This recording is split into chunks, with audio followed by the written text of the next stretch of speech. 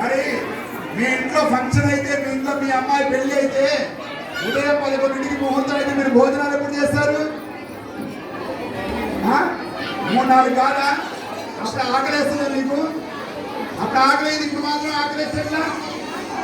మరి నీ ఊరు స్వామి మీ అమ్మాయికే కదా పెళ్లి చేయాల్సింది. మరి అమ్మాయిని ఎత్తడానికి వెళ్తారా మీరు అందరూ? ఎక్కడికి వెళ్తారు? అమ్మాయి కావాలి కదా ఆయనకి ఇచ్చి చేయడానికి. కదా దిక్కుకు వెళ్ళాలి, తూర్పు దిక్కు కొంతమంది వెళ్ళాలి, పడమర దిక్కు కొంతమంది వెళ్ళాలి, దక్షిణ దిక్కుకు వెళ్ళాలి, ఉత్తర దిక్కుకు వెళ్ళాలి. అన్ని చోట్లకి వెళ్ళి తిరిగి ఎక్కడ మంచి అమ్మాయి దొరికితే అమ్మాయిని తీసుకొచ్చి పెళ్లి చేయాలి.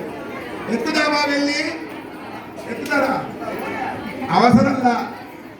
అమ్మాయిలు వాళ్ళే మన రాజనాయకులందరూనే ఉన్నారు. ఉన్నారా లేరా? ఏం పేర్లు?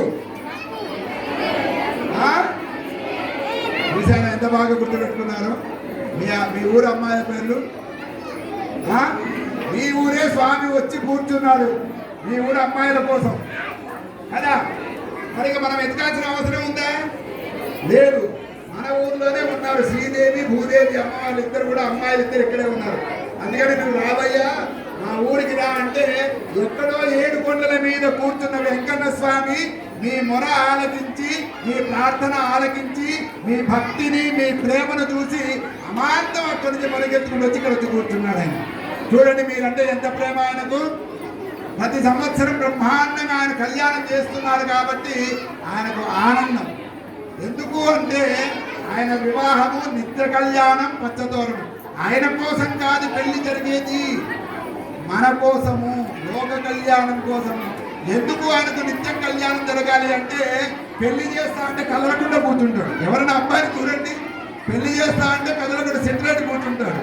అందుకని ఆయన కూడా అమ్మాయిని ఇచ్చి కూర్చోబెడితే మీరందరూ చూసారా, ఒక పక్క అమ్మాయి ఇంకో పక్క అమ్మ కూర్చున్నారు, శ్రీదేవి భూదేవి. ఎందుకు అలా కూర్చుంటారు? ఎందుకు ఎప్పుడు ఆయనను విడపడి ఉంటారో మీకు తెలుసునా?